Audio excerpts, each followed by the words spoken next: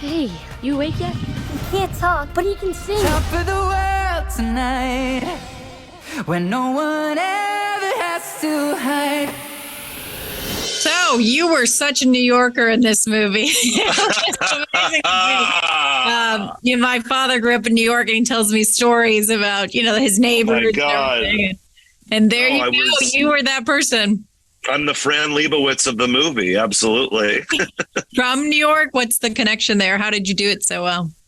I know I lived in New York for 10 years. So I think when you live in New York for 10 years, you're officially a New Yorker. But I've always been drawn to New York too, in a lot, before I moved there, while I lived there, and after I lived there. So there was a lot to draw on. And, there is like there's a lot of New Yorkers like Mr. Grumps, where like almost their career is being a New Yorker. That's their job. And they take that job very seriously, and there's rules to it. And anybody who is outside of those rules is a problem. Yeah, but in the fun aspect of the New York vibe, and I felt like this movie had a little bit of an ode to Broadway that I really appreciated. Could you talk a little bit more about that? Yeah, I mean, I think that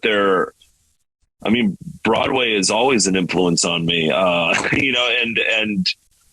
from, I think that Mr. Grumps is a big classic Broadway fan, all the way from Andrew Lloyd Webber to Rodgers and Hammerstein to Stephen Sondheim. I mean, I think that he's somebody who knows the catalog, goes to every single Broadway show. Absolutely. And so, yeah, and it had that, the whole thing. I mean, the whole movie is very much, it has that life. If you're doing music at all and it takes place in New York, you have to, if you're doing a musical at all, you have to think Broadway. And so that's an honor to, stand on the shoulders of all of those many, many giants, like that with the movie.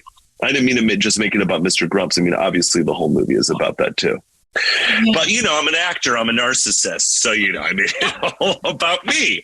But yeah, no, it's an amazing ode to Broadway.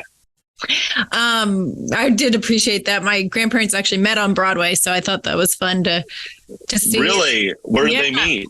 So my father was in like Annie Mae and stuff like that, and my grandmother was in different Broadway plays, and then she would, they both moved to Hollywood to do the Hollywood thing. This is years ago because my grandfather died when he was 92 and I was young or whatever. So he was right.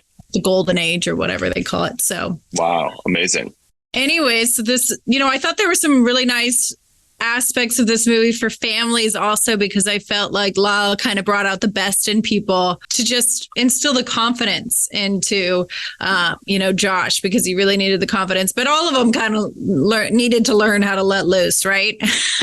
Yeah. I think they all needed confidence. Yeah. Mm-hmm. Yeah, absolutely. Yeah. They all needed that confidence. I mean, confidence and compliments. They were, they're real fishes out of water, making this great change that sort of put them on shaky ground, and so they all help each other find their footing there. Hide them. We have to show people that they don't have to be afraid. Baby, there's nothing holding me back.